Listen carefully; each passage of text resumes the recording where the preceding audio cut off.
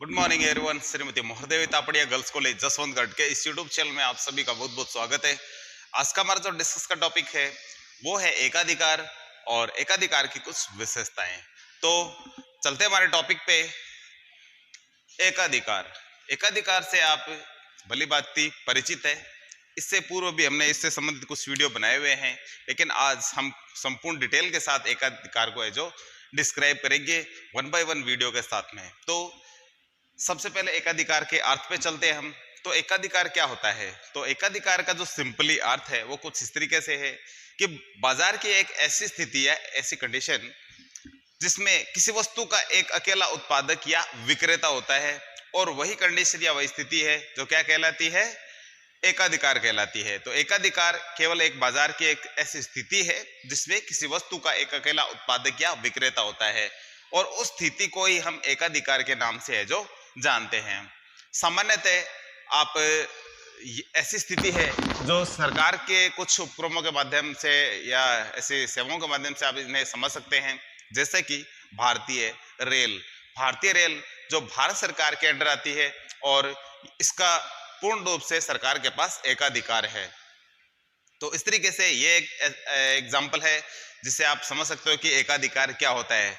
इसमें जो रेल संचालन है, इसकी समस्त प्रकार की जो एक्टिविटी है सरकार के हाथ में होती है, चाहे वो टिकटों की रेट तय करना, चाहे नई गाड़ियों का संचालन करना, नया कितना फैलाव करना। तो इस एक तरीके से यदि इसको उद्योग के रूप में देखा जाए तो ये किस तरीके से इसको संचालित करना है, किस तरीके से इसके रेट्स तय करनी है, किस तरीके से अर्निंग, वो सब कुछ सरकार के हाथ में होता है। इसमें किसी प्रकार का अन्य किसी प्रकार के व्यक्ति का है जो इसमें हस्तक्षेप नहीं होता है। इसी प्रकार से जैसे कि वेपन्स बनाना, परमाणु वेपन्स बनाना, तो ये सारे सरकार के अंडर आते हैं। इनमें सरकार का क्या है? बिल्कुल एकाधिकार होता है। लेकिन फिर भी कभी मार्केट में या किसी गांव में यदि कोई ऐसी स्थिति सामने आ जाए जहां किसी वस्तु का एक अकेला उत्पादक या विक्रेता हो, तो उस स्थिति को भी हम क्या कह सकते हैं? एकाधिकार ही कह सकते हैं। तो सिंपली इसमें आप समझ गए कि इसमें एक जना ही होता है, बेचने वाला या उत्पादन करने वाला। तो इसकी कुछ विशेषताएं हैं जो कुछ सामने इस तरीके से निकल के आती है। सबसे पहले इसकी विशेषता है किसी वस्तु का एक अकेला उत्पादक या विक्रेता। तो इसकी पहली विशेषता यही है कि इसके अंतर्गत किसी वस्तु का एक अकेला ही उत्पादक होता है या विक्रेता होता है, उसका बाजार की पूर्ति पे पूर्ण रूप से क्या होता है? नियंत्रण होता है। तो यह स्थिति है जो देखने को मिलती है। दूसरा होता है निकट स्थानापन्न नहीं, यानी एकाधिकारी जो वस्तु होती है उस एकाधिकारी वस्तु का कोई निकट स्थानापन्न नहीं होता है। यदि स्थानापन्न हो तो फिर वो एकाधिकार थोड़ा उसका टूटने लगेगा या कम होने लगेगा। तो इसलिए उसका कोई निकट स्थानापन्न कोई वस्तु नहीं होने के कारण है जो उसका एकाधिकार वैसे वैसे ही बना रहता है। तो इसलिए ये कहा जाता है कि एकाधिकारी जो वस्तु है उसका कोई निकट स्थानापन्न नहीं होता है। नेक्स्ट बात करें प्रभावी रुकावटें। तो प्रभावी रुकावटें ये किस पे होती है? ये है नई फर्मों के प्रवेश पर मार्केट में प्रभावी रुकावटें होती है। तो नई फर्में हैं जो आसानी से मार्केट में नहीं आ सकती, और जो एकाधिकार है जो किसी एकाधिकारी का अच्छे से बना रहता है, यदि नई फर्में आ जाएगी तो उसका एकाधिकार क्या हो जाएगा? समाप्त हो जाएगा। तो नई फर्मों के प्रवेश पर प्रभावी रुकावटें होती है, जिससे कि नई फर्मों का प्रवेश नहीं होने के कारण है जो कि एकाधिकारी है जो अपना एकाधिकार है पूर्ण रूप से जमाए रखता है और अपना वर्चस्व बनाए रखता है।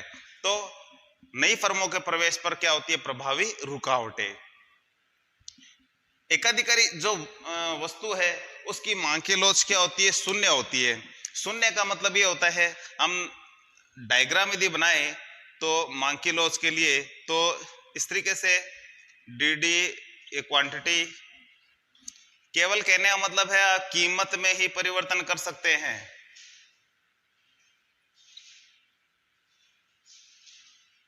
यानी यदि एक संतुलन माने ओपी कीमत पर ओक्यू मात्रा मिल रही है, क्वांटिटी पे पूर्ण नियंत्रण है, ये बढ़ाएगा घटाएगा नहीं, लेकिन केवल रेट में जरूर अंतर करके आपको दिखा देगा। तो ऐसी कंडीशन को E इज इक्वल 0 माना जाता है। तो एकाधिकारी वस्तु की मांग की लोच क्या होती है? शून्य होती है। केवल कीमतों में परिवर्तन देखने को मिलता है, क्वांटिटी में नए के बराबर ही परिवर्तन यहाँ दिखाई देता है। तो एकाधिकारी वस्तु की मांग की लोच शून्य होती है। इसके अंतर्गत फर्म और उद्योग है दोनों एक ही होते हैं। क्यों? क्योंकि एकाधिकारी हम जानते हैं कि फर्म और उद्योग की यदि बात करें तो फर्मों के समूह को उद्योग कहते हैं, और फर्म है जो कोई भी उत्पादन करने वाली इकाई होती है। लेकिन इसमें तो दोनों ही एक ही होते हैं, तो इसलिए फर्म और उद्योग है जो एक ही माने जाते हैं, क्योंकि एक ही व्यक्ति होता है उत्पादन करने वाला और एक ही बेचने वाला, मान सकते हो आप। तो इसलिए फर्म और उद्योग इसके अंतर्गत है जो एक ही होगा। दीर्घकाल में असामान्य लाभ किसी एकाधिकारी को अल्पकाल में हो सकता है 3 कंडीशन देखने को मिल जाए। असामान्य लाभ मिल सकता है, सामान्य लाभ मिल सकता है और हानि भी देखने को मिल सकती है। लेकिन दीर्घकाल में हमेशा ही एकाधिकारी असामान्य लाभ की स्थिति में होता है, यानी अतिरिक्त लाभ है जो कमाता है। तो ये कंडीशन है जो एकाधिकारी है जो प्राप्त करता है। नेक्स्ट बात करें शोषण संभव, तो शोषण किसका करता है? ये ग्राहकों का, उपभोक्ताओं का। तो उपभोक्ताओं का या ग्राहकों का एकाधिकार के अंतर्गत है जो शोषण संभव होता है। क्योंकि एकाधिकारी का बाजार की पूर्ति पर पूर्ण रूप से जो नियंत्रण होता है, और पूर्ण रूप से जब नियंत्रण होगा, अपनी मनमर्जी का मालिक है, उस हिसाब से वो वस्तुओं को बेचेगा, देगा, उस रेट पे देगा।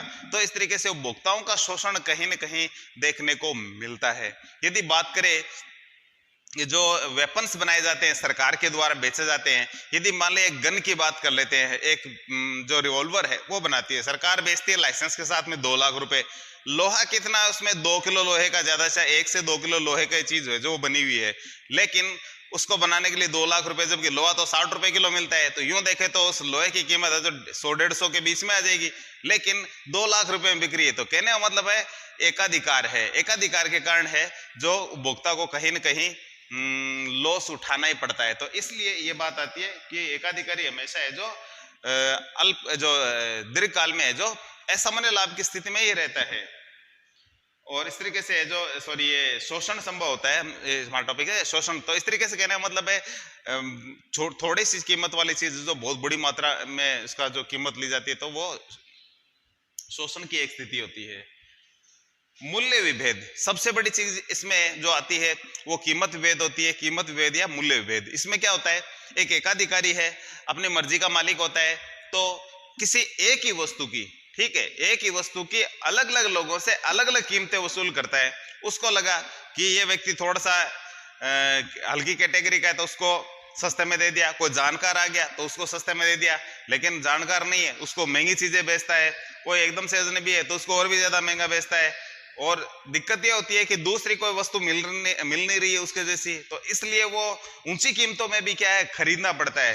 तो एकाधिकार तो बोल सकता है कि आपको लेना तो ले, अदरवाइज जाओ। तो ये एक बड़ी दिक्कत होती है। इसलिए एकाधिकारी हमेशा है जो कीमतों में भेद करता है और अपनी मनमर्जी के रेट्स है जो तय करता है, लगाता है। तो एकाधिकार में मूल्य भेद है जो संभव होता है।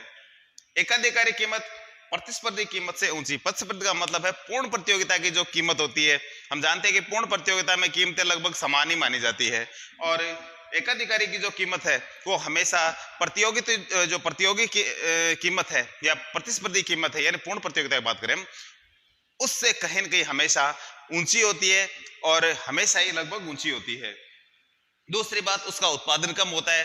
पूर्ण प्रतियोगिता में प्रोडक्शन तो अधिक होता है लेकिन रेट कम होती है, लेकिन इसके जस्ट ये विपरीत होता है, इसमें कीमतें तो ऊपर होती है और प्रोडक्शन कम होता है। तो इसलिए कहीं न कहीं ये चीजें हमें देखने को मिल ही जाती है कि एकाधिकारी की जो कीमतें ऊंची और प्रोडक्शन कम, और प्रतिस्पर्धी है जो जस्ट का विपरीत स्थिति है।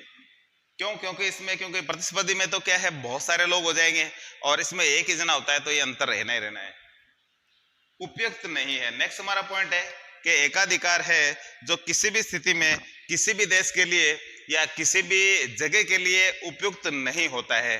क्योंकि इसमें सीधी सी बात है, जब इतनी सारी की इसकी चीजें नेगेटिव आ रही है कि उपभोक्ताओं का शोषण होता है, अलग अलग रेट्स ले सकती है, ज्यादा लाभ कमाता है और नए फर्मों को आने नहीं दिया जाता है मार्केट में, तो ये इतनी चीजें बहुत सारी इसकी नेगेटिव आ रही है, तो हम कैसे कह सकते हैं कि ये उपयुक्त है? तो इसलिए उपयुक्त नहीं होता है एकाधिकार। तो एकाधिकार उपयुक्त कभी भी नहीं होता है। मांग वक्र गिरता हुआ, एकाधिकारी का जो मांग वक्र है वो क्या होता है, गिरता हुआ होता है। इसका एक पीछे रीजन होता है कि मांग वक्र क्यों गिरता है।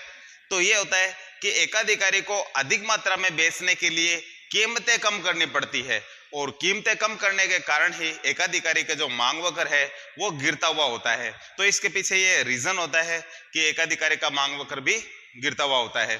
तो आज के वीडियो में इतना ही, मिलते हैं नेक्स्ट वीडियो में, तब तक के लिए धन्यवाद। अपने वीडियो को लाइक कीजिए, शेयर कीजिए, यदि चैनल को सब्सक्राइब नहीं किया है तो वो भी जरूर कीजिए।